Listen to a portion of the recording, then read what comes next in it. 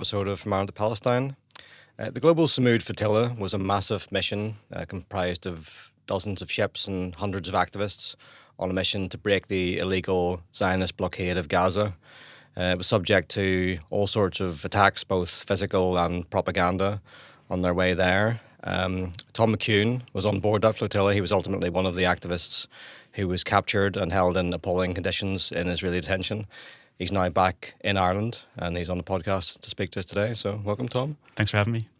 So, welcome. You had that. You were on board that flotilla from more or less the start in Spain. What was your background in Palestine activism prior to the flotilla? I mean, I knew you a bit. You'd been to like our court appearances and stuff for BDS Belfast. But what was your general role in Palestine activism before that? Yeah, I think the first protest I went to was a number of years ago in Dublin, outside the Israeli embassy. And I had always been aware of the situation in Palestine, but the events of 7th of October really was like a catalyst for me getting more involved. And whenever the October 7th happened and the Zionist retaliation where they started the current phase of the genocide against the Palestinians, I got more involved with activist groups, the IPSC, BDS, and whatever I could get involved with, And I think for me, one of the big things was that I connected with a Palestinian in Gaza. We connected online through a news agency. There was like a social media group for this news agency, and he was basically in a very, very bad situation. Mm-hmm. And over the course of a few months, I got to know him. I helped him by setting up a fundraiser, whatever I could, and he would post updates from Gaza. On the 1st of August of this year, he was martyred by either the Israeli occupation forces or the Gaza Humanitarian Foundation, as it's called. It should be called, the Gaza Extermination Foundation, really. Yeah. So that was shocking, because it's different whenever you know someone, who's been martyred, who's been killed. Because we hear all of the numbers, we see the news, the headlines in the news and everything, but it's different whenever you know the person. Even though I'd never met him in person, I'd developed this, relationship with him online, and it really, it was really quite. I was distraught, actually, when I heard the news. Yeah, of course. So I was able to maintain contact with his little brother. His little brother carried him home after he was shot, and we've been able to keep the fundraiser going. So that was quite a personal connection to what's happening in Palestine. Yeah. So you felt sort of an obligation to go and help directly, Yeah, I think that really, I really felt that if our positions had been reversed, if I were in Gaza and Wasim, my friend who was martyred, if he was in Ireland or in Europe, he would have been doing the same thing for me, And just the thought of being in that position, going onto social media to try to, find people to help you survive. It's just a terrible situation to be in, and he never asked for more than what, we could give. And he was so grateful for all of the support he received. And he was 23 when he was martyred, and he really didn't deserve to die. He was a good person, Just one of like 83% of the killed in Gaza who were civilians. Yeah, and that's by the Israeli Genocide Force's own statistics. It's probably even higher than that. So I mean, had you tried to get on other flotillas? There was obviously several in the past, including ones just before the one you went on. Had you tried to get on those? There was the global, I think at that time it was called the Global March to Gaza, or the Global Movement to Gaza, which was sort of a grassroots sort of ad hoc movement to enter into Gaza. Well, if I remember correctly, the plan wasn't to actually enter Gaza, but it was to bring aid to Gaza through Egypt. Yeah. And I knew people who were involved with that. And unfortunately, they were denied entry into the North Sinai province. So at that time I had considered going, but I just wasn't in a position to be able to leave at that time. But I sort of planted a seed, you know, if there was a future mission, I would try to get involved any way I could. Yeah, and we've had activists on here before who were part of that one, you know, who tried to get through on land. Yeah. They were just stopped by the Egyptian authorities way before it. That's right. So, like, in terms of the selection process, like, how do they decide who gets on the boats? Because there's a limited number of slots, obviously. Yeah. I presume it's things like they want a fairly even distribution of activists from around the world is one thing. Yeah, that's right. So I'm not exactly sure of the inner workings, but I applied online and then I received an email back and filled out, you know, sort of a survey or a questionnaire. And luckily I had some contacts in the Palestine solidarity movement here. Yeah. Some of whom were involved with the global movement to Gaza in Egypt. So they were able to, I suppose, endorse me. And I think that went a long way. I was originally going to apply for both the land and the sea, but there was a bit of a glitch when I was applying, so I just applied for the sea. But I did have some basic sailing experience, not a huge amount. Mm-hmm. I think I have a lot more now. But to be honest, I was slightly surprised whenever I was accepted for the mission, because I felt that, you know, there was a lot of people that were applying, and it was an honor to be selected, you know, it really was. So there was an interview process, and I think... Is it in person or like online? It was online, yeah. And it was sort of like, you know, we're meeting in Barcelona in a few days, can you get a flight? Right. And I can remember it happened very fast, because like when I first heard about it from you, it was when we happened to meet you. A number of our activists had applied for as well, and it just happened to be the case that some of our activists who had applied met you and when we were doing an action in Sainsbury's, and that's right. You told us you were just shooting off like 2 or 3 days from then. Yeah, I think that was the day after the interview, and during the interview I bought the flight to Barcelona online. Oh right, geez. Yeah, right.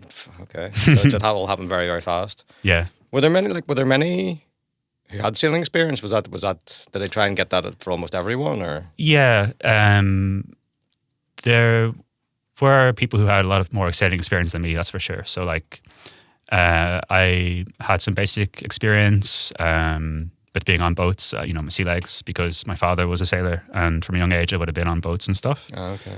But there were a lot of other seafarers and sailors who would have a lot more experience than me, that's for sure.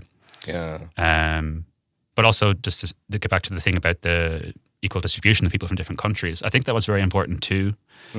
Sometimes there can be like an unconscious bias in terms of selecting people from different countries, in terms of like unconscious, maybe in terms of, you know, people from the global minority, global majority. So I think they did a pretty good job of selecting people from, I think there was 44 different nationalities, and people from all over the world, and also people like parliamentarians. There was a few parliamentarians or ex-parliamentarians on the Sirius, our boat. And that was done to try to have an equal mix of people from different backgrounds, because of course the Zionists will treat, well, you'd think they would treat people from different countries differently depending on their relations with the Zionist entity. Yeah, so it was sort of a tactical and safety thing. Yeah. Yeah. And but it has like a campaigning role as well, I suppose, doesn't it? Like the more different countries you have involved in some way, the more potential pressure there is coming from each of those countries against the Zionist entity. Absolutely. When something happens, and as it inevitably did, yeah. Yeah, absolutely, yeah. So I think that was one of the other reasons why I wanted to go, was because I had a lot of secondhand experience of, well, my friend in Gaza, his family, they would be telling me everything that would happen how difficult life is for people in Palestine. Even things like, potatoes in Gaza are genetically modified so that they can't reproduce, so they can't grow their own potatoes, things like that. Or with the seeds they get in, is that? Yeah. Yeah, apparently. So unless it's smuggled in, presumably that's the seeds they get from Israelis or dogs, basically. Yeah. Yeah, so they can't just plant spuds in Gaza, not the ones that they get from the Zionists. That's what I was told, And then, of course, they can't fish their own waters. And there's a lot of similarities with the Great Hunger, some people would say it's a famine, I sort of feel like it was more of a genocide, the genocide that happened in Ireland in the 1800s. But I knew that I would be treated differently as a white Northern European, EU passport holder. And if I could use that privilege as a weapon against the Zionist entity, I would. Yeah. But it certainly didn't guarantee you safety. Like, what was the reaction from your family and friends when they first heard you got a place on a flotilla? Because obviously there's been cases of murder before by the Israelis, like in 2010, wasn't it? I think they boarded a flotilla and killed 8 or 9 people on board. So I mean, that risk really existed, especially as they're even more lawless now than they used to be. That's right. Yeah, that was the Mavi Marmara, and I believe there was 10 casualties. I think there was 9 people that were killed on the boat, Turkish citizens, and then there was a 10th Turkish US citizen who died later from the injuries. Right. And it was unprovoked. The IOF were opening fire on the boat without any provocation, and then they were very quick to sort of twist it PR-wise to make it seem as if, there were activists with slingshots and stuff, trying to, resist somehow, these little slingshots against, their M16s and stuff. But the first person I told was my aunt, and she wasn't too thrilled with the prospect. I think she thought I was joking at first, or because it's such a novel but also inspirational concept, the idea of sailing to Gaza, because it's like, I don't know, I think maybe in my mind sometimes it's like Gaza's painted as like this impossible to reach place, almost like it's not part of the same reality that we all have day to day. On the moon or something, practically. Yeah, exactly. Yeah. And yet it's right there in the Mediterranean, and legally there's nothing stopping us from sailing there, When I first told my aunt, she wasn't very happy because, well, my aunt is she was my legal guardian, so she's sort of like a mother to me. I told my brother next, and he was more understanding, and I think he said something to me because I was in two minds about going. I mean, I really wanted to go, but I didn't want to make my aunt sick or stress. Right. So it was like I was weighing it up, and then my brother said, basically, I understand, and if you don't go, you might regret it. And when I spoke to my aunt the next day, I think she'd researched more about the flotilla, the Global Samud Flotilla, and the histories of the missions, and she felt a lot more comfortable. She was more accepting. So, and she was great. She supported me the whole way through.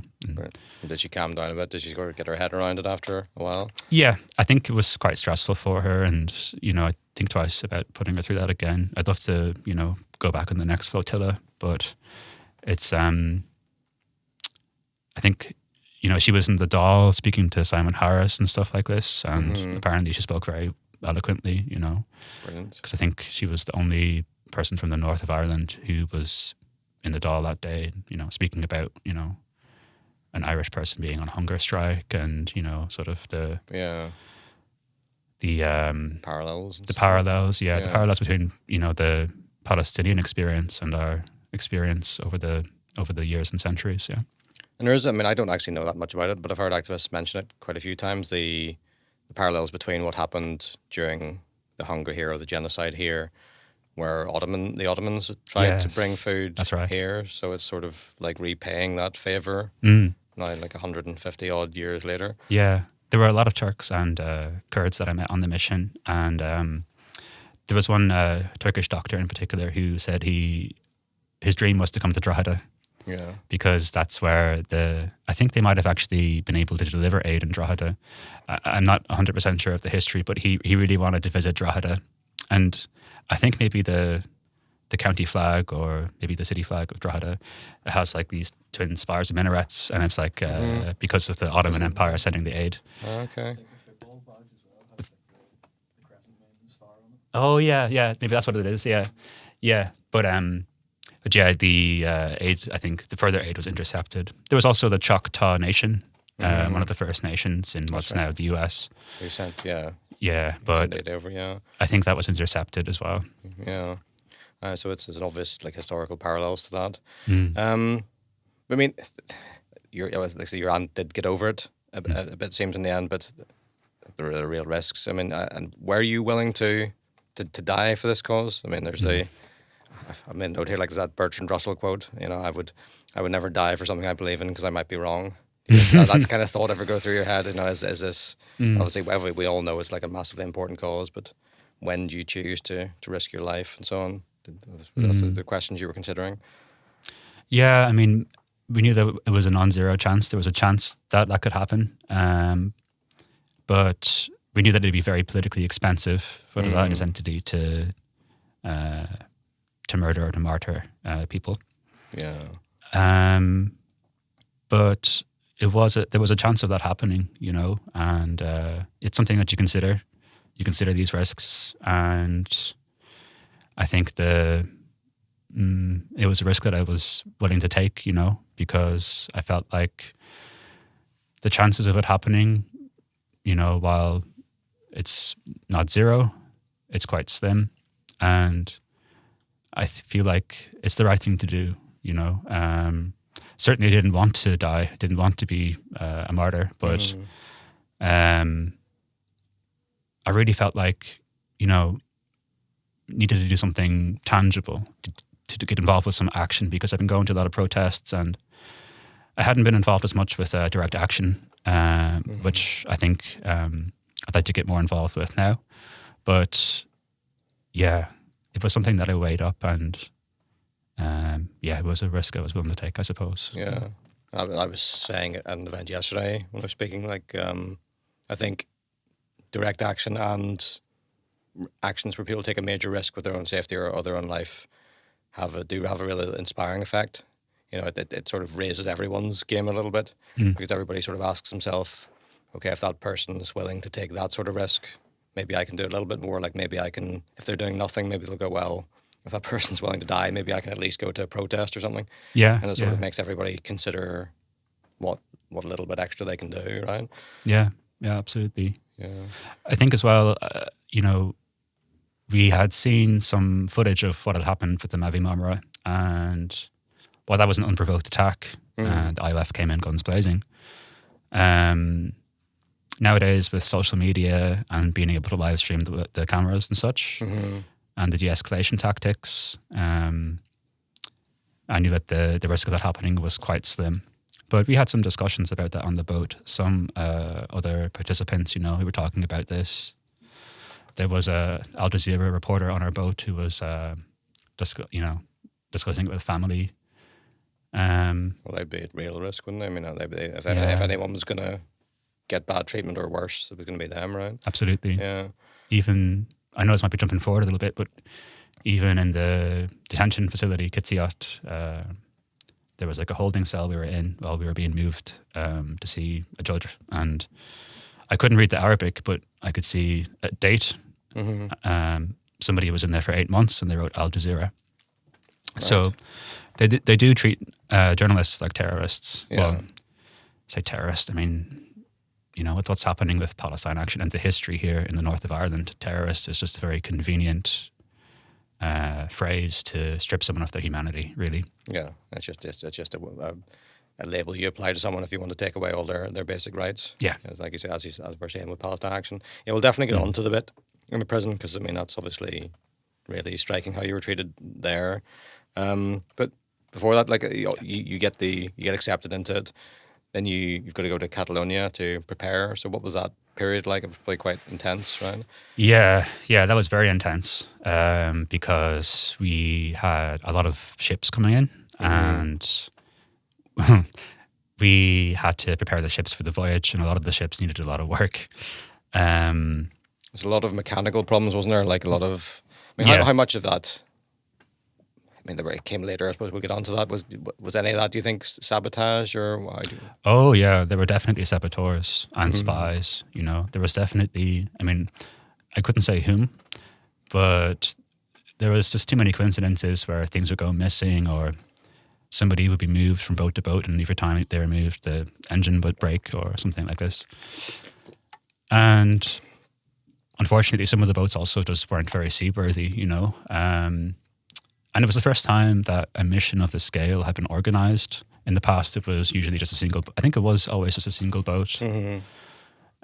So going from like one boat with the previous mission to, I think, 50 boats, roughly 50 boats. Yeah, It's going to be a lot of organizational challenges, you know. But probably done on a bit of a budget, right? I mean, it's not like we've got the numbers, but we don't really have the funds Zionists have, so it's probably done on a bit of a shoestring at times, I suppose. yeah, I think it was also just logistical, you know, having the manpower to be able to deal with all of that, you know, that organizational stuff. There was a fundraiser, and I saw on the website nearly €1 million had been raised by people donating to the Global Samud Flotilla. How much, sorry? Almost €1 million. Yeah. But boats are expensive, you know, and they're always breaking. That was one thing, you know, you figure out quite fast is there's always something breaking in a boat, you know. Aye. So I was going to say €1 million sounds like a lot, but Right. it just doesn't go that far if you're talking about 50 boats, right? right, yeah. What is that, like 20K per boat or something? Yeah, If I'm doing my maths right. But yeah, that includes all the other expenses, I suppose, as well. yeah, absolutely. So it was very, very intense work, you know, and we had, you know, electricians and mechanics who were doing a lot of work, supplying parts. I remember going to the Chandlery. It's a very fancy sounding name. It's where you buy boat stuff, you know, and anything that has like nautical in the Not name. where you buy chandeliers, no. Yeah, it sounds like that. Yeah. Anything that has nautical in the name is usually like twice the price of, you know, what it would be otherwise. Okay. And I remember I had like blisters on my feet from that, you know, walking to the chandlery and back and getting parts and stuff. But you know, we all pulled together and we did everything we could to get things done. But there was a lot of burnout. I remember at one stage, just before we left Barcelona, somebody passed out from exhaustion. Right. And I was chatting to one of the captains, and he was like sort of swaying back and forth. Like he was falling asleep while he was standing. It was just like such an intense period. No one was getting any sleep. It was just physical activity all day. Pretty much, yeah. There was a huge push to leave before the weather worsened. This was early September, wasn't it? Or late August, early September? Yeah, that sounds about right. I think it was the end of August. It was the end of August that I flew to Barcelona. And I think we might have departed on the 31st, but then there was a storm and some of the boats had to return to Barcelona. And so there was a huge amount of work being done, even just clearing out the boats from all of the, like there was a boat I was working on with 2 other Irish people actually. And they were a lot more experienced than I was in terms of sailing. And so you're all kind of chipping in on all the boats. It wasn't like you were just sticking to your one boat. It's like everybody was trying to repair all the boats, was it? to some extent. To some extent, yeah, because there were mechanics and engineers and electricians who would be going from boat to boat. They were in high demand. Yeah. And then you're all assigned boats. I was on a small sort of, you know, pleasure yacht with 2 other Irish sailors. And they were a lot more experienced than I was. So I was just sort of like helping it any way I could. You know, if you could even just be like clearing stuff out of the boat, helping to move stuff. Because I'm more of a electronics guy. So that came in useful later. But it was just, there was so much like work to be done just carrying things out of the boat into the boat, fixing things, you know, doing checklists and making sure we had everything we needed, all the safety equipment. And in the end, I realized that I would be more helpful on one of the larger boats because of my limited experience. Is that when you ended up on the Sirius? Is that right? Yeah, that's right. Yeah. I remember that's Sirius as in like. It like means a bright star in the sky or something, doesn't it? Yeah. Rather than the word Sirius. I think it's a binary star, or constellation. Yeah, it's one of the brighter stars in the sky. And yeah, it's a beautiful boat. And it was often like sort of the deputy lead boat, wasn't it? It was sort of supporting the was it the Yes. Alma was the lead boat? Yes, I think at the start it was La Familia. Yeah. And I think maybe things were sort of changed a little bit because when it was bombed, then there was the Alma. And then, the Sirius was the lead boat at one stage. Right. But it was a tall ship, but we were just motoring because you need to have like 8 experienced sailors to really, sail with that sort of a boat, 32 meters by 7 meters. And it was a beautiful boat from 1917 it was built. Right. Wow. Okay. Yeah. So was that the kind of age of most of the boats? Were they just No. sort of whatever people could get their hands on, or yeah? Definitely just whatever people could get their hands on. Yeah, and some boats were donated. I think that, some of the boats were either donated or given at sort of like a discounted price for as a way to contribute towards the mission. Yeah. And what was it? What were the conditions like then on board? Like was it very cramped? What was sleeping like? Yeah, it was pretty cramped. And the first night when we departed from Barcelona for Tunisia, there was a storm. And there were a lot of people that were seasick. Yeah. I was surprised I didn't get seasick, even though I hadn't been on a boat in a number of years. And does that go? I mean, people say that goes away. Do people sort of find their sea legs after a bit, and it sort of eased off? Yeah, you definitely do get accustomed to it, but I think it just affects certain people more than others, and you definitely get more used to it the more time that you are there. But you can take seasickness tablets as well. But the first night there was a lot of people puking overboard, and the conditions were comfortable, cozy. I'd say we had sort of like a dormitory underneath the deck. Mm-hmm.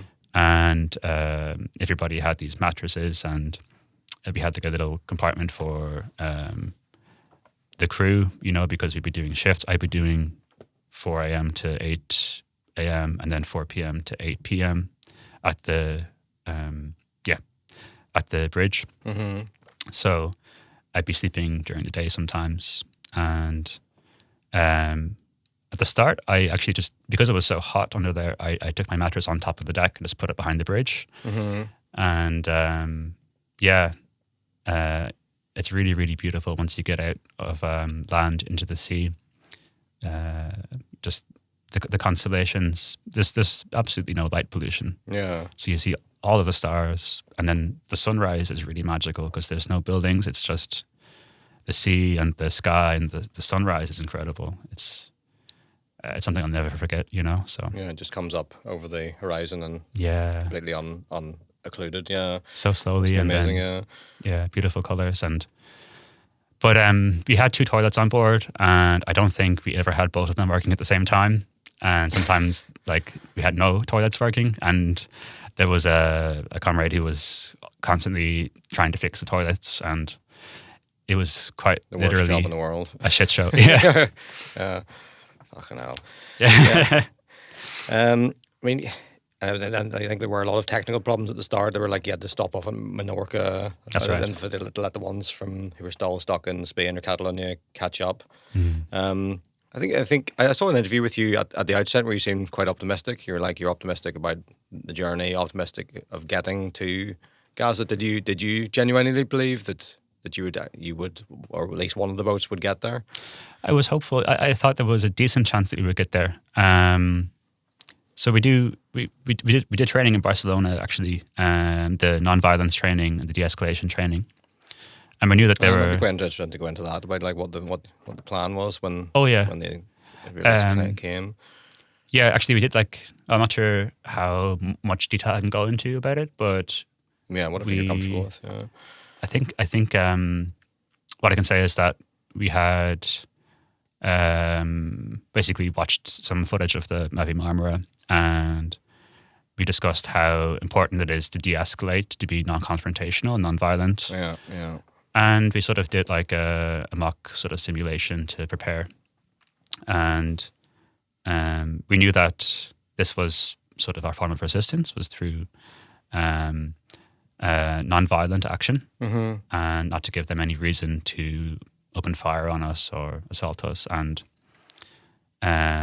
we knew that there were several possible outcomes. The first was bureaucratic warfare, a bureaucratic defeat, which would be something like the flag of the vessel being pulled before we could leave the port, which has happened. Right. Um, That just means like the country that the boat is registered in just says no, we're not allowing this anymore. That's right. Yeah. Yeah, and I think that happened. One of the last times that happened, and I think one of the ministers in Israel, maybe the president himself, actually flew to a certain country in Africa and demanded that they pull the flag, which they did. And when that happens, you just can't leave the port. You know, there's not much you can do. So that was the first option. I mean, the first possibility. The second possibility is that the boats are attacked. They try to sink the boats, or they shoot people or attack people. Yeah. Another possibility is that we're successful and we get to Gaza, which has happened, I think, the first couple of times since the blockade on Gaza, which I believe has been going on for 17 years. I think since 2008, there's been a blockade on Gaza. Yeah, 2007, 2008, something like that. Yeah, and the first couple of missions actually got there, if I'm not mistaken. It was the first two missions. There were land missions got there because we had Fra Hughes on here, and he was able to get into Gaza during that time. So it has happened before. Yeah. So that was a possibility, and that's what we were all hoping for, of course. But we knew that based on previous experience, that the chances of the IOF intercepting us in international waters is quite high. Yeah, of course. And of course, it's completely illegal because the waters off of the coast of Gaza are Palestinian waters, and the IOF has no jurisdiction here under international law. So we knew that those were the possibilities. And I felt quite optimistic because it was the first time we had so many boats going at once. Yeah, it was a strategy kind of. It was just going to be like a flood, and the Israelis just weren't going to have the resources to catch everyone, and one was going to slip through. Yeah, I think that was the idea. Was that maybe one of the boats would get to land, and if we were lucky, we'd be able to set up a humanitarian corridor. We were hoping that the pressure that we exerted on, well, this is my thinking, and I can't speak for anybody else, but I really felt like if you put enough pressure on our states, because under I believe the Genocide Convention or the Rome Statute, Ireland, for instance, and Britain and all of the countries that are signatory to the Rome Statute, they have an obligation to prevent and punish genocide and to end complicity. So of course, yeah. It raises the question, why isn't the British Navy or the Irish Navy or these other countries' navies doing this instead of the civilians, right? So we thought maybe it could be, we could exert enough pressure on our complicit states to actually do something and to set up a continuous humanitarian corridor in the Mediterranean. So, yes, we knew that the odds were somewhat stacked against us, but we were hopeful. Yeah. But I mean, of course, you were ultimately no boats did get through. The one got very close, I think, within 7 nautical miles or so of Gaza, and even before then, you were attacked. So you were attacked at least a couple of times, right? Once in Tunisia. Yes. And then once a bit after that near Crete, I think. There were a lot of series of attacks. So was your boat one of the ones that got hit? No, actually. No. The Sirius wasn't hit. But what happened was, so I think I should say as well, I'm not sure how close the closest boat got, because whenever the IOF intercepted the boats, they jammed our signals. So we're not quite sure exactly how accurate some of the tracking was after that point. Right. We don't know if it's like a phantom beacon or something. So I'm not actually 100% sure how close we got, or if any of the boats got into Palestinian waters. But when we were in Tunisia, so yeah, we'd been having some technical problems, and we had boats that were going to join us in Tunisia and from Greece and Italy. Yeah. And the organizers, the steering committee, were trying to organize all of these different parts of the flotilla. And we were delayed by poor weather and some boats not being seaworthy, technical challenges. So when we got to Tunisia, I remember we arrived in Tunisia, and by that stage, Barcelona had already felt like a past life. Yeah. Because we're doing so much every day. Our boat was one of the bigger boats, 32 meters long, 8 meters wide. And we ended up not being able to dock in Tunis because of the size of the vessel. So we went to Bizerte, which is if I'm not mistaken, it's the most northern city in Africa. So it took an extra 8 hours for us to get into port, and that was quite stressful. But in the end, it was a good decision, I believe. The Alma and the family, La Familia, they were two of the sort of motherships, I guess you could say. They had anchored outside of port, but within Tunisian waters, so within 12 nautical miles of Tunisia. So they're sort of out in the sea a bit, basically, yeah. Yeah, in the sea, but in in Tunisia's, I guess, exclusive economic zone, their territory. And we had all decided, we'd checked into a place in Tunis. We had gotten some accommodation on land in Tunis. And it was an opportunity, I suppose, for us to have, a working toilet, showers, to get a change of clothes and a decent night's sleep. And to sort of rest and recuperate for the onward mission. And I don't know if it was this, it might have been the second after the second night, the third day being in Tunis. I woke up in the morning and one of my crewmates, one of my comrades said to me, "Have you heard the news? La Familia was bombed last night."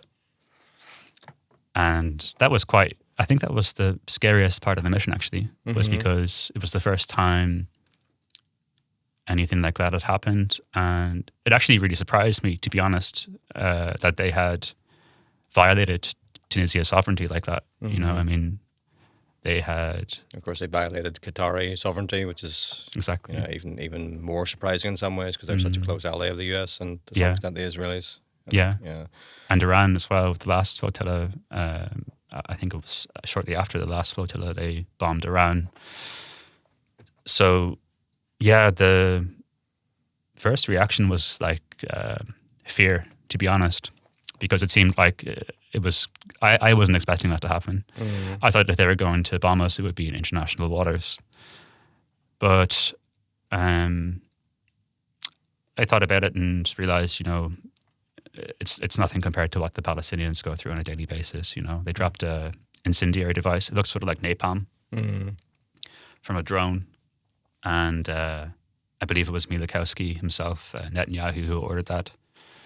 It came out later, allegedly. It's hard to know. But I thought it would have to be, like, given how serious the repercussions of it would potentially be. Yeah.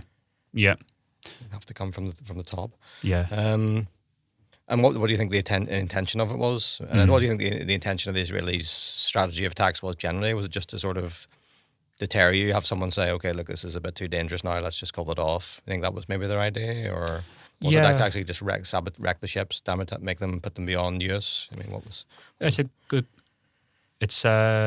question. I think, firstly, the Tunisian government said that it was a fire caused by a cigarette. Being near some... A flying cigarette. A flying cigarette, the magic cigarette. Yeah. Setting fire to some life jackets, and life jackets are quite flammable, but we released a video that I think the following day showing this device falling vertically down, straight down from the sky. I think a lot of people have seen the footage of it now, yeah. Yeah. So I feel like maybe the Tunisian government was in a bit of a bind. But... yeah, I think the intention behind it was to deter us from continuing with the mission, to sort of, basically to scare us into thinking, oh, this is too dangerous, they're going to bomb us.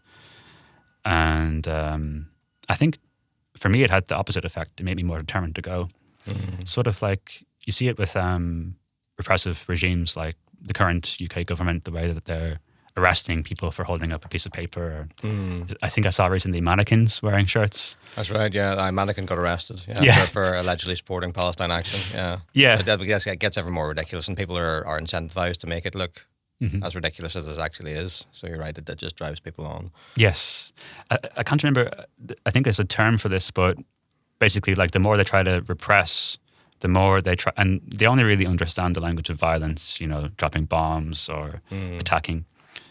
And I feel like the more that they try to oppress and repress people, the more people are going to resist, like the famous saying, oppression breeds resistance, Not that I feel like I'm a resistance fighter or anything like that, but it made me feel like more determined, like that, to continue. Yeah, 100%. Because it seemed like it was desperate. It was a desperate move. That's what I felt like. And that was generally the mood, I suppose, among most people. Was it? Was there anyone withdrew at that stage? When there were, and I think people had various reasons for withdrawing. There were some logistical problems between various components of the mission.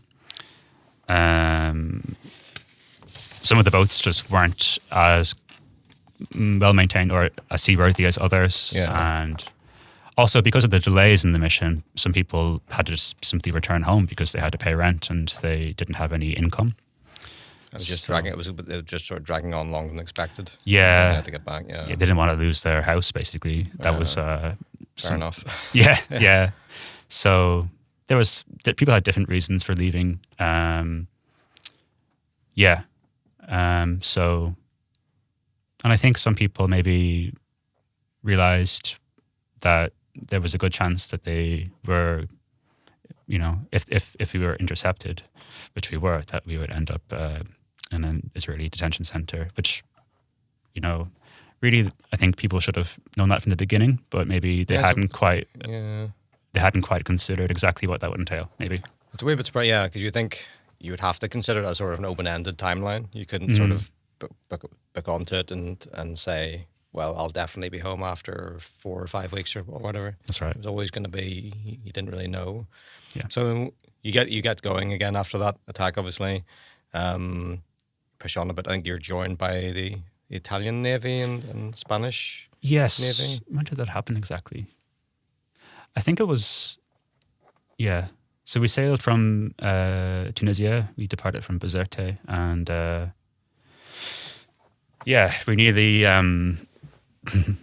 we nearly had a bit of an accident one of the nights, because in Tunisia there's a lot of fishing boats that operate in a somewhat haphazard manner.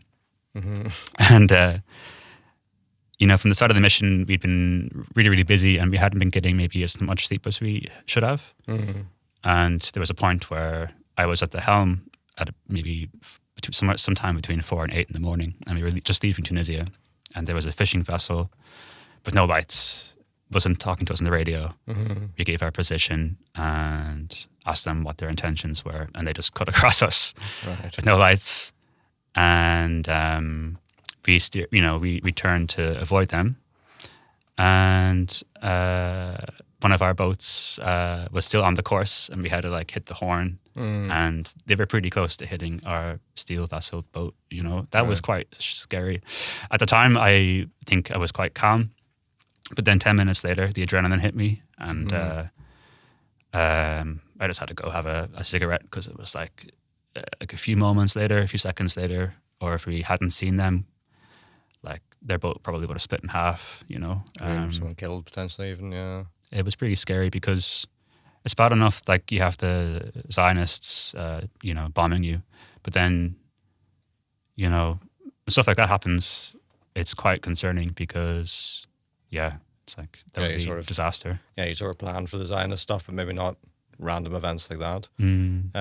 So what was the final stages like just before you got intercepted? You were getting your communications jammed and stuff.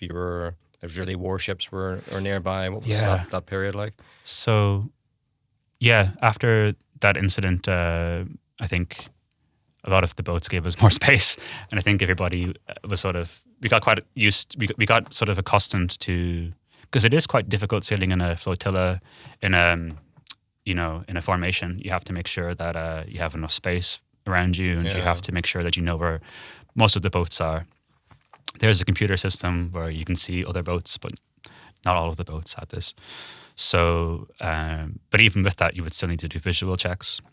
So when we got, we were heading sort of from Tunisia, we crossed into the Ionian Sea, which is still part of the Eastern Mediterranean. And we started, I wasn't actually awake for this, but our radios were jammed with the music of ABBA. Interesting choice.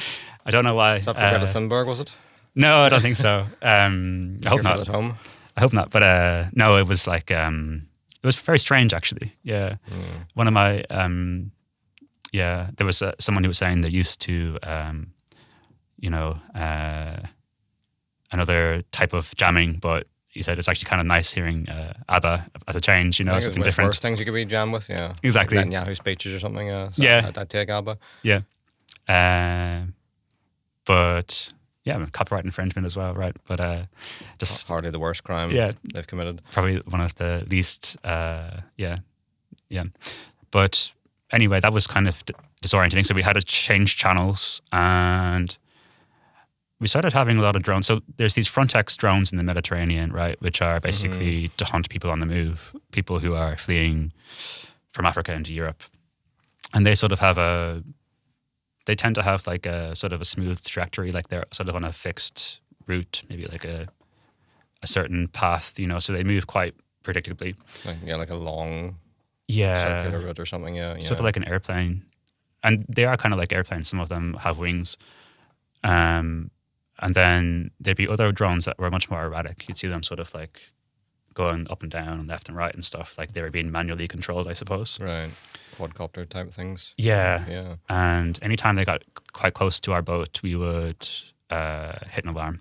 But this had the effect of basically making us quite sleep deprived, because every time the alarm went off, you go to the mustering area and you prepare for a possible interception or a drone attack. Right. So that's part of the reason for it, I suppose. It's not necessarily to attack you directly, but just to damage morale, wear you out, make us sleep deprived, So everything was very calculated. And we were passing south of Crete. We weren't in Greek waters, but we were not too far from Greek waters. And we were passing by Crete whenever we started seeing flashes, and, we weren't sure if it was thunder. But then a few seconds later, you'd hear this big boom. And on the radio, we heard they're bombing us. They're dropping flashbangs on us. Right. And I believe there was 12 or 13 devices that were dropped on the boats.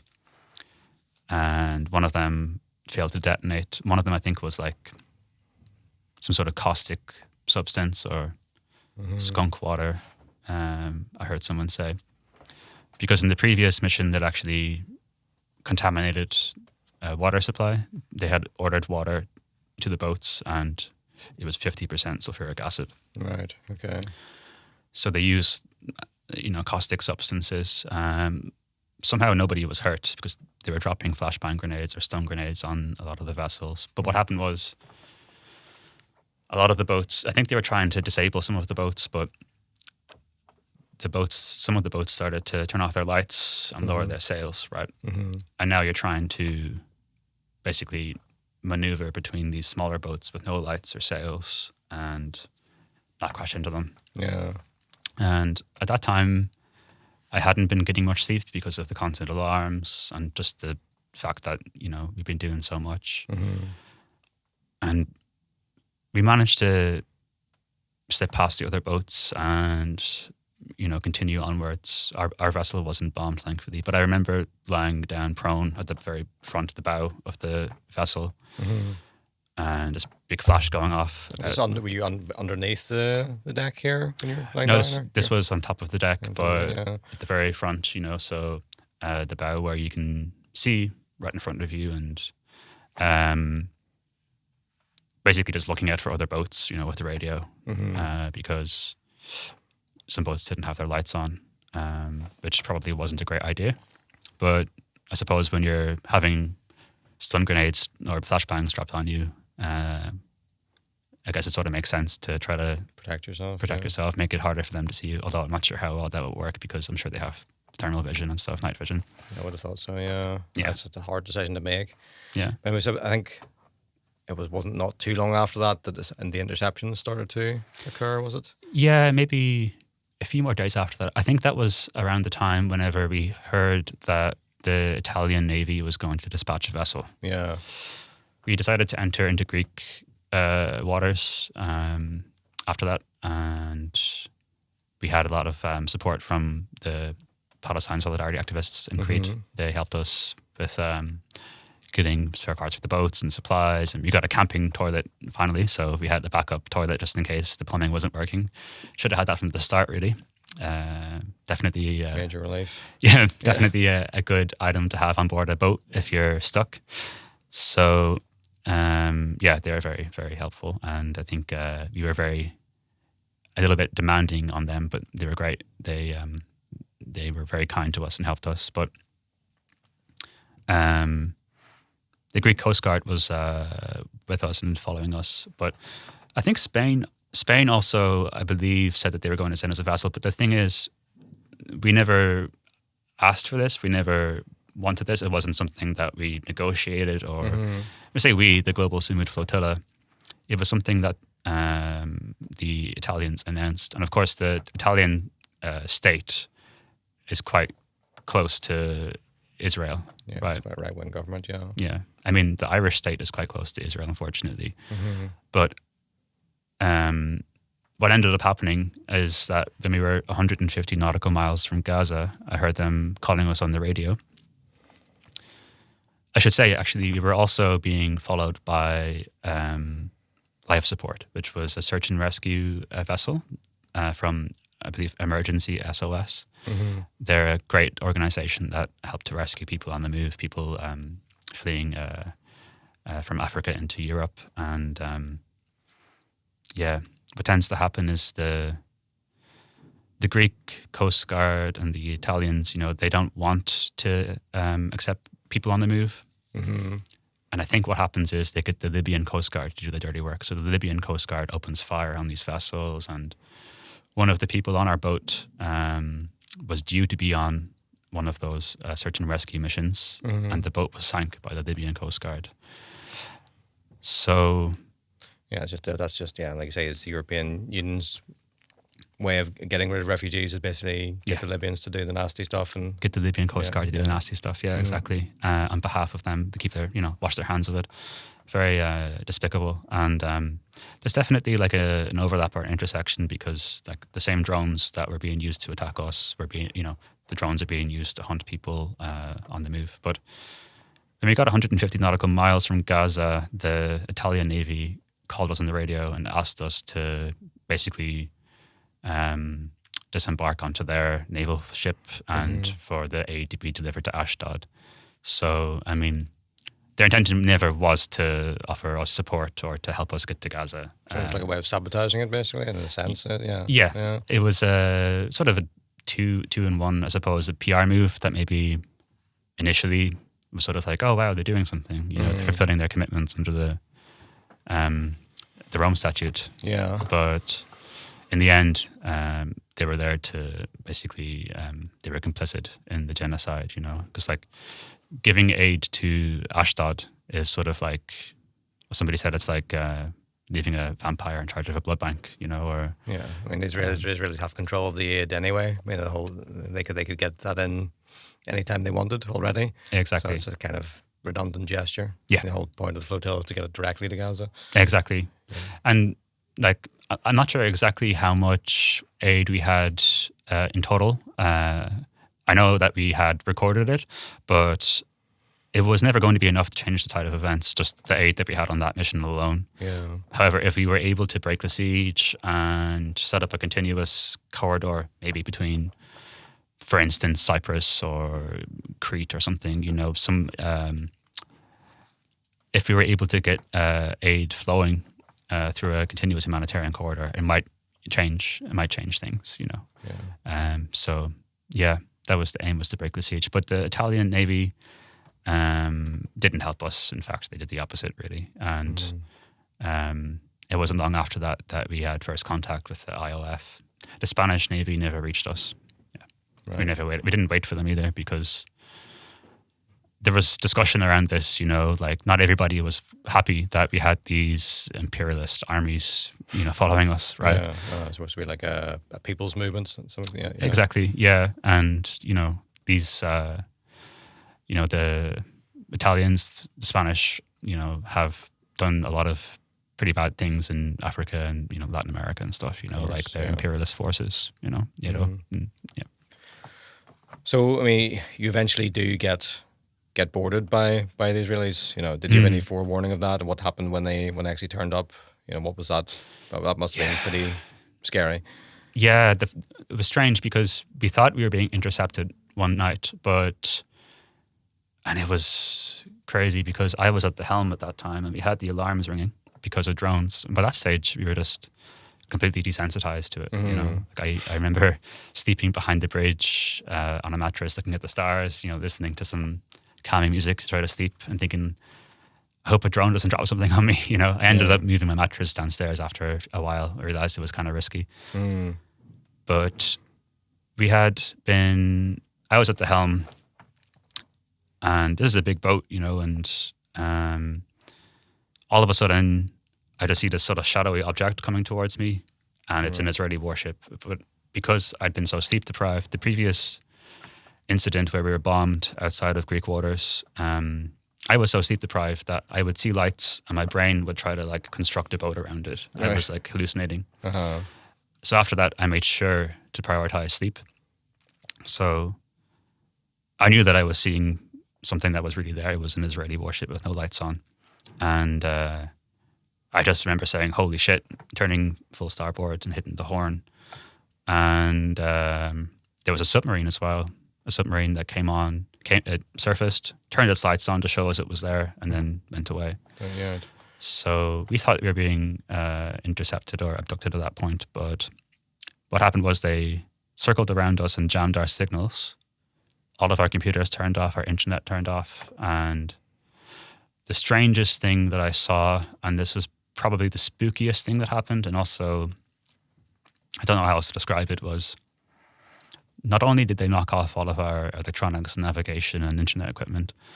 Does that include phones? Did your phone stop working? Yes. Yeah. The screen would go, the pixels would just randomly go red, green, blue, and everything was just completely scrambled, including... The strangest thing was, like, I can understand the internet going down and the computers going down, but we had various different brands of battery-powered headlamps, Yeah. So when you're sailing at night, you use the red light only when you have to, because you want to have night vision. Because you're looking out for other lights, you basically have to be in complete darkness. Any light is really bad. But what happened was, when they started jamming us, the headlamps went from being red to flashing white, and you couldn't turn them off. So we had to take them off and put them facing down onto the deck. And I still don't know how they did that. Either it just completely fried the circuitry, but maybe they had some sort of backdoor in the manufacturing of those things. I don't know, but they were different brands, That was the spookiest thing I saw. But when you think about like the pager attacks, for instance, I'm sure they have, infiltrated some of the manufacturers, Quite possibly, yeah. So, I mean, at some point, commandos actually get on board the vessel? Yeah. Yeah. That happened maybe 24, 48 hours after that. And it's sort of confusing because when you're in international waters, you're not really sure exactly what time zone you're in. And, it's nighttime to me because it's 4 a.m. to 8, but technically it's the next day.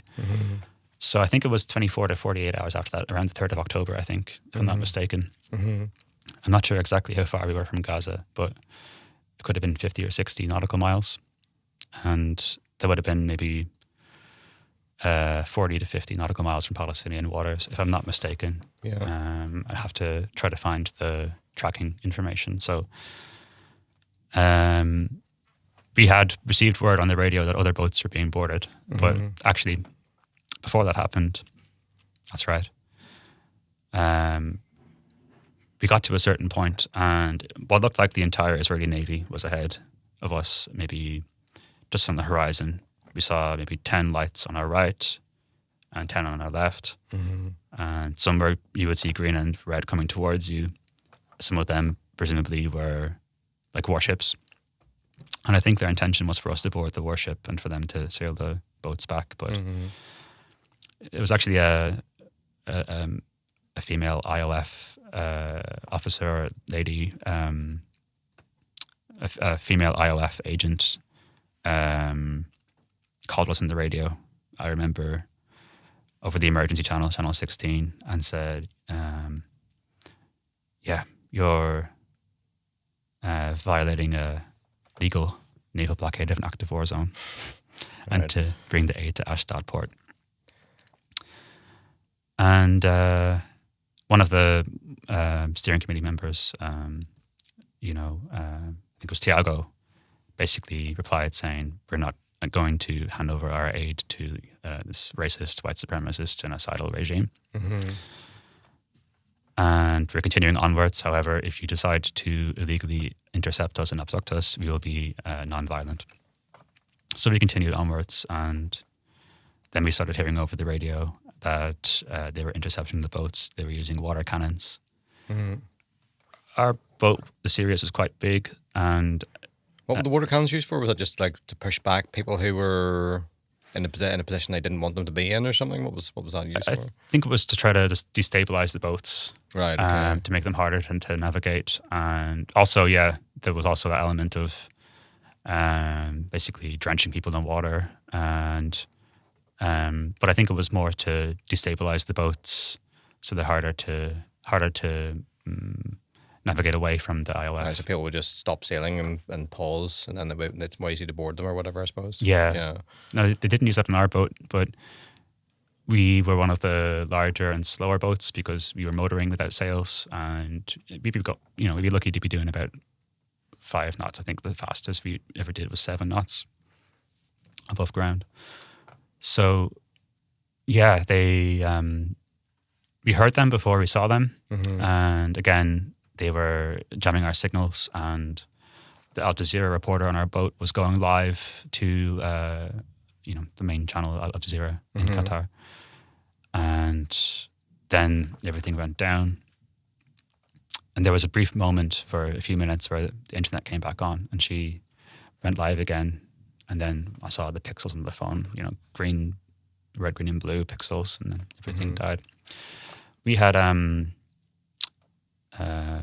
sort of satellite phones, which have like a SOS feature. And we had sent out a message saying, we're intercepted, it's happening now. We hit the SOS button, there's like a 20-second countdown. And it counts down from 20, but then it just freezes. And I don't think we were even able to send out the SOS message. Not that anyone would have probably come anyway. No, probably not. Probably not. Let the world know at least. Yeah. So I think thankfully with the technology, we had like the cameras being live streamed, but I'm pretty sure as soon as they started jamming our signals, that would have gone offline. So they called up to us over a loudspeaker and said their intention was to board, and that they didn't want to hurt us as long as we remained non-violent and kept our hands up, because we were all sitting like this. Yeah. And they were very noisy boarding the boat. It sounded like they were, kicking the boat or something. It was like they were making an awful clatter. Or they brought like a rigid inflatable boat right up. It was like a small dinghy Yes. they brought up, and then it could have been that bang against it, or their weapons or whatever. Yeah, I think they call it Zodiacs, sort of like speedboat sort of dinghies. And I remember seeing them for the first time. We were all standing like this, and I could see in some of the other my other comrades' eyes, we were all quite nervous because you have these commandos with like M16 type rifles and sort of like SPAS 12 sort of shotguns, the top sort of big boy guns, Yeah. But you quickly realize like this was meant to be, we were expecting, if I'm not mistaken, it's Shayatet 13 is the name of it's sort of like the Israeli Naval SEALs. And they're meant to be the most elite naval unit in the Israeli army. Instead of doing the normal amount of years, they do 5 years in their conscription. Right. These were not elite commandos. These were nervous young adults. Did you find out what regiment they were from ever? Or? I don't remember their insignia. They were wearing sort of like ski masks, some of them, and Right. I don't remember their insignia. But what I can tell you is that they were very, very wobbly on their legs. They were stumbling all over the place. Right. They didn't seem like they were an elite commando unit. Maybe they were reservists. I don't know. But they were not what I was expecting. And it wasn't impressive, to be honest. You know, they had their guns. I remember at one stage, like, there wasn't even that much of a swell.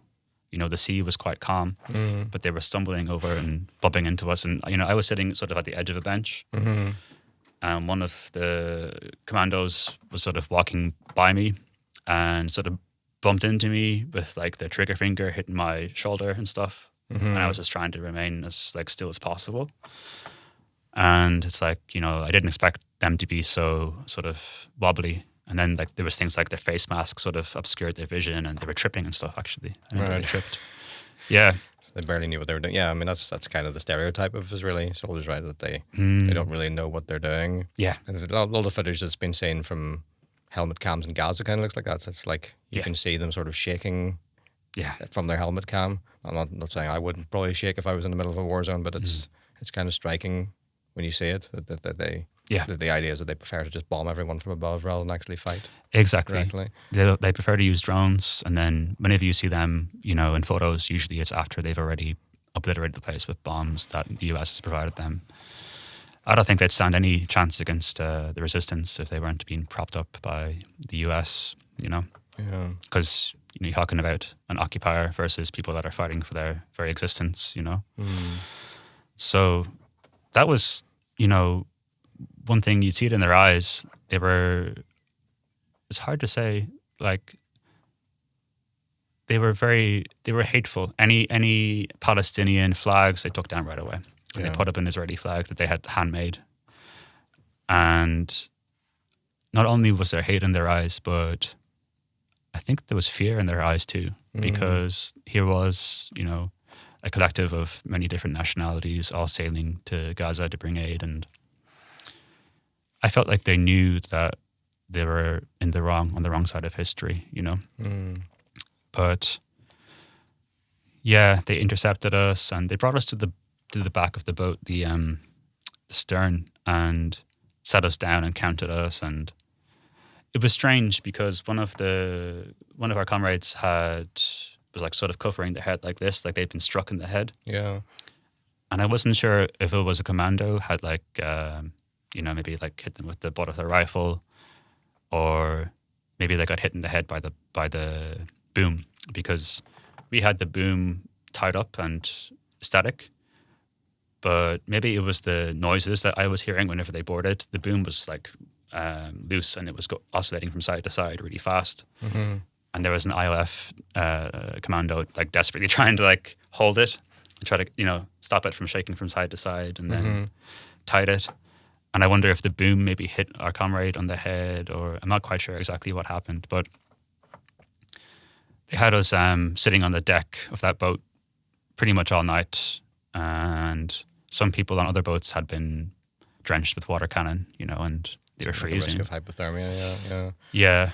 At one point they brought us down to the below the deck, where it was sort of like our dormitory, and we had about 2 minutes to look through all of the possessions from everyone's backpacks were like strewn across the floor. Like, I would say like as if a burglar had broken in and like ransacked the place, but that's pretty much what happened, right? Exactly, yeah.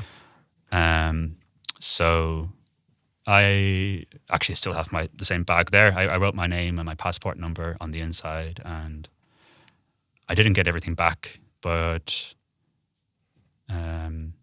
yeah, I think it made it a little bit easier. They took away our passports, our medications, and I never got my medication back. So, yeah, I should say before the moment of interception, we had ditched our electronics into the water because we knew that it's the only way to prevent, to be pretty certain that they won't confiscate our electronics and they could potentially infiltrate, or target people who are maybe linked to the Palestinian cause, or maybe even friends who are still in Palestine. Yeah. So everybody, I've heard about that from other activists. You just threw your phones in the water just before they arrived. So you get captured. They bring you to Ashdod or Ashdod, yeah.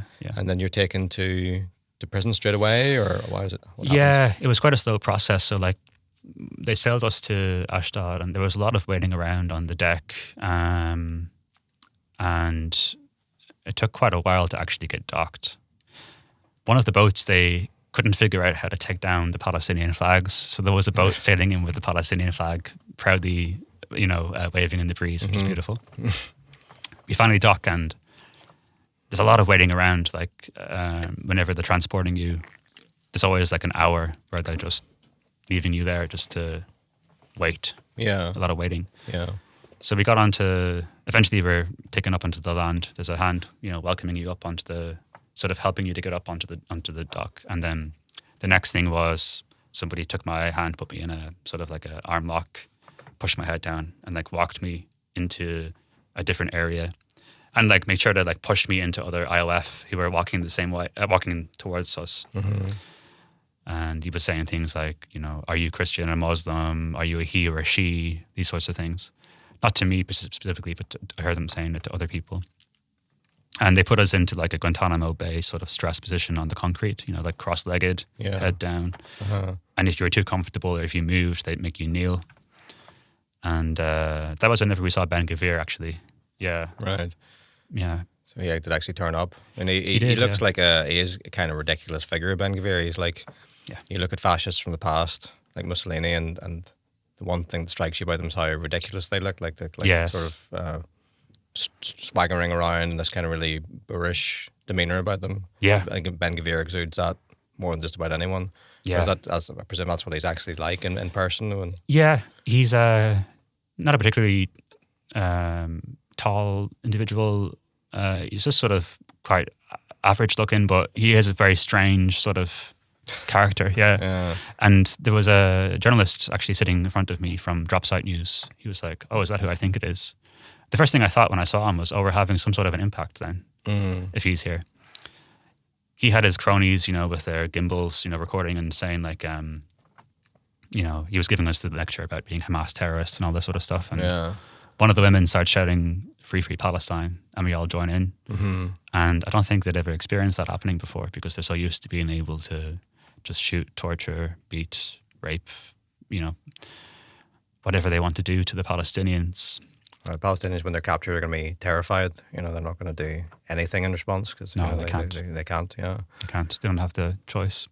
It's And they brought us through. After that happened, they brought us through the Ashdod immigration terminal, and they had the air conditioning down to the lowest setting to try to get us to sign these forms. They wanted us to sign to say that we'd entered Israel illegally. And then they ended up zip tying us after they, taken our biometrics, and they zip tied us, put us on a bus with a prison cell inside, drove us to, we didn't know where we were going, but we ended up in a detention center that turned out to be Kiziot.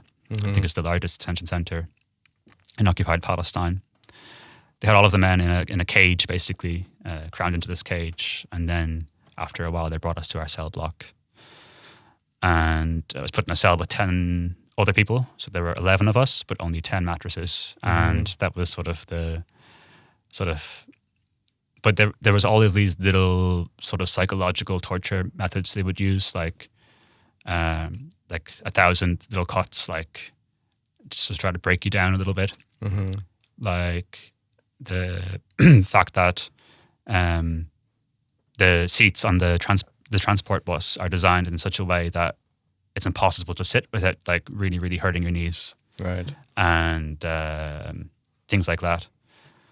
So from the moment I stepped on foot on land, I decided, I wasn't going to eat. I was going to engage in the hunger strike. But they barely brought us any food anyway. The first food that I saw our cell receive was just a loaf of plain white bread, nothing else, for 11 people. Right. We had no bottled water. We had to drink from a faucet, a tap in the bathroom in the cell. Mm-hmm. And which wasn't fit for drinking. No, and who knows what was in that, but I didn't have any other choice. Yeah. Nobody was given medicine.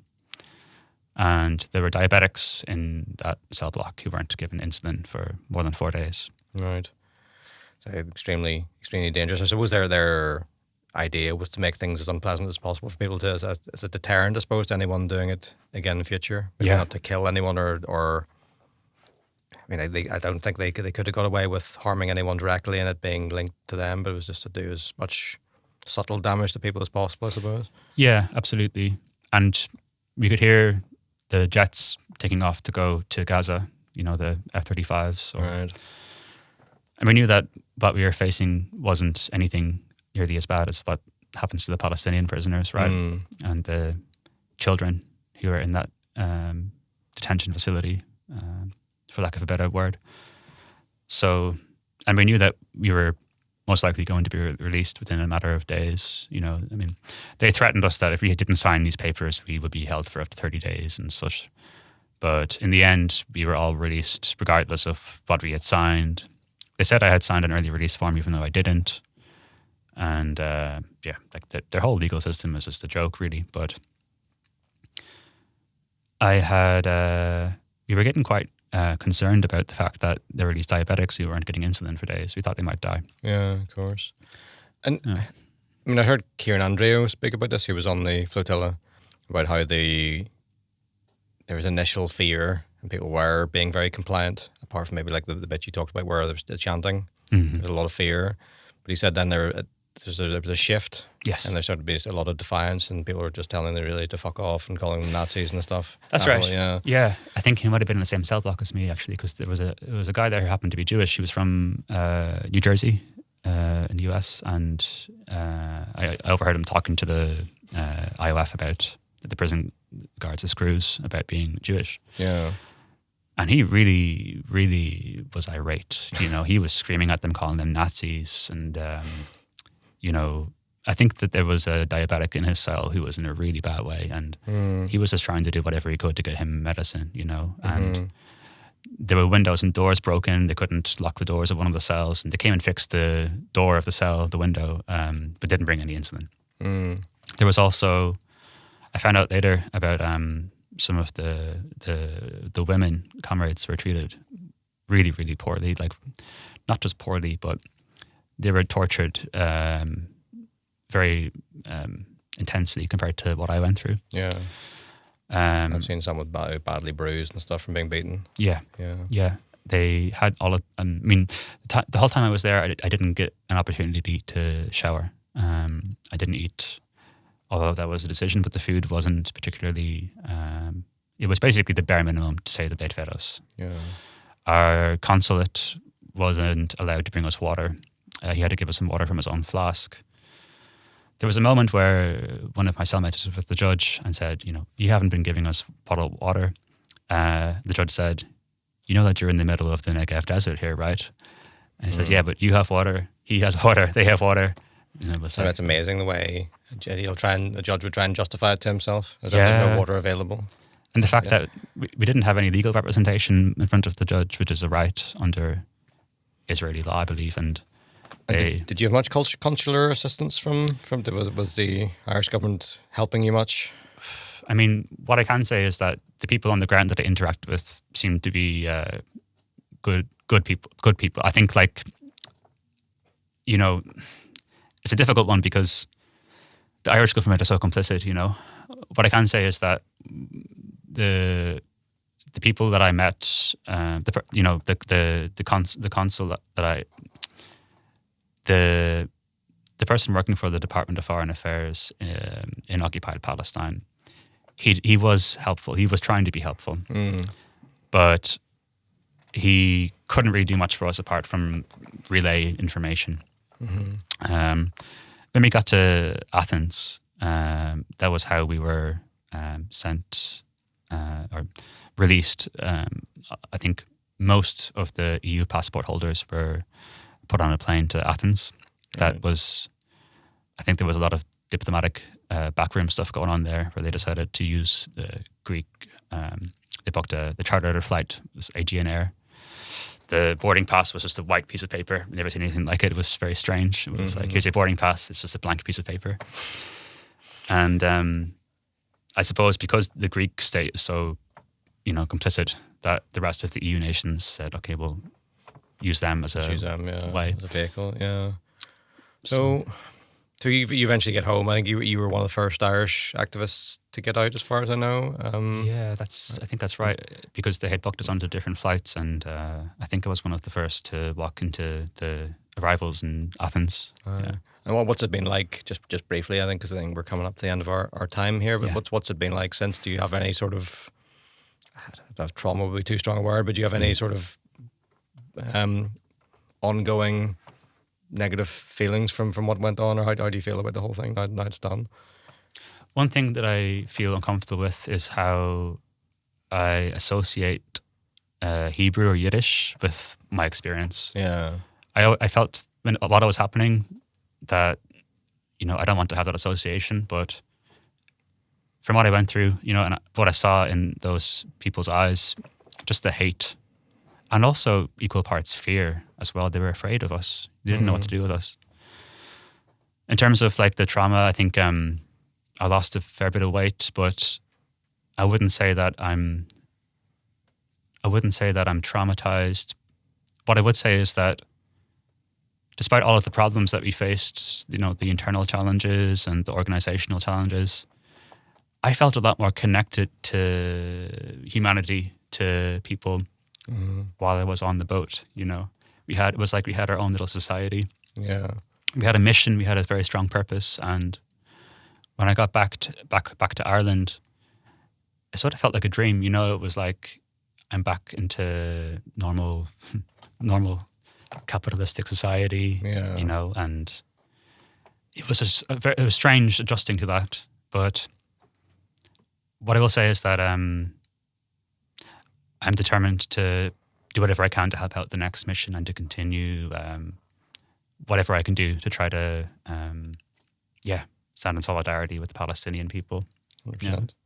Yeah, I mean, I think obviously you would have got that feeling of optimism about humanity because the people you're with would have been among the best of humanity, and obviously you're an example of that too. I mean, I had my doubts about the flotilla. I thought maybe there's an awful lot of time, an awful lot of resources. I wasn't sure. I didn't think it would succeed in getting there, so I wasn't sure how worthwhile it would be. But it actually triggered an enormous wave of solidarity. It was partly responsible for the general strikes that happened in Spain and Italy. It was responsible for major actions here, like the motorway blockade and other things.